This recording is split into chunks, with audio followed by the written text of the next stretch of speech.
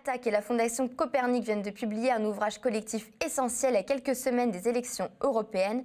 Cette Europe malade du néolibéralisme, l'urgence de désobéir. Cédric Durand, notre chroniqueur économiste atterré, l'a lu et vous explique pourquoi il est effectivement urgent de désobéir dans la chronique Europe. L'association Attac et la Fondation Copernic viennent de publier un livre intitulé « Cette Europe malade du néolibéralisme ». Ce titre reflète l'état de décomposition avancée du projet européen. Mais les contributeurs n'en restent pas là. En explicitant l'urgence de désobéir, ils définissent une stratégie internationaliste pour sortir la gauche de l'impasse eurobéate. L'avenir appartient à la gauche, c'est ce qu'annonçait le mois dernier le Financial Times. L'affirmation a de quoi surprendre. La situation politique n'est pas brillante. Les institutions de l'Union sont une forteresse néolibérale à laquelle se raccrochent les partis centristes. Autour, les forces fascisantes prospèrent et concoctent la pire formule qui soit, celle du nationalisme autoritaire et de l'injustice économique. Alors, pourquoi espérer de la gauche ? Eh bien, tout simplement parce que ni les néolibéraux, ni les fascistes n'ont de propositions à la hauteur des défis de notre époque. Réduction des inégalités, transition écologique, internationalisme, ces thématiques appartiennent à la gauche. Elles sont au cœur du livre que l'association altermondialiste Attac et la Fondation Copernic viennent de consacrer à l'Europe. Cette Europe malade du néolibéralisme est un ouvrage extrêmement bienvenu. En moins de 200 pages, il réalise un tour de force. Donner les clés historiques et économiques pour comprendre l'échec européen, rendre visibles les résistances et mettre sur la table une stratégie crédible pour le camp de l'émancipation. La première qualité du livre est de prendre la question européenne dans sa globalité. Dans la logique du néolibéralisme, tout s'emboîte.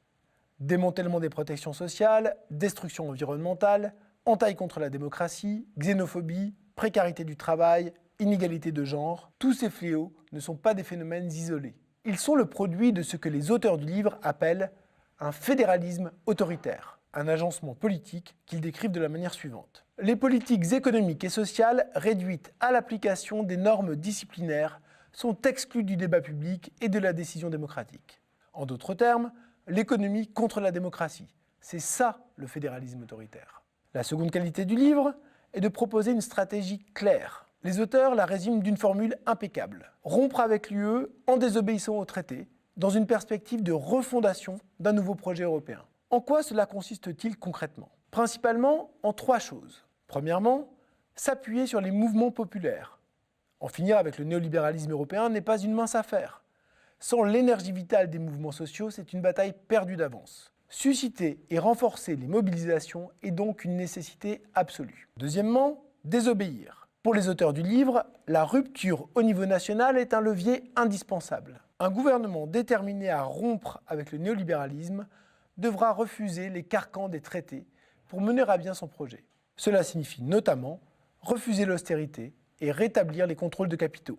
Mais les auteurs n'en restent pas là. Conscients du pouvoir considérable de la Banque centrale européenne, ils font une remarque décisive. La sortie de l'euro devra être utilisée comme une menace. C'est la première fois que l'association altermondialiste assume la perspective d'une sortie de l'euro.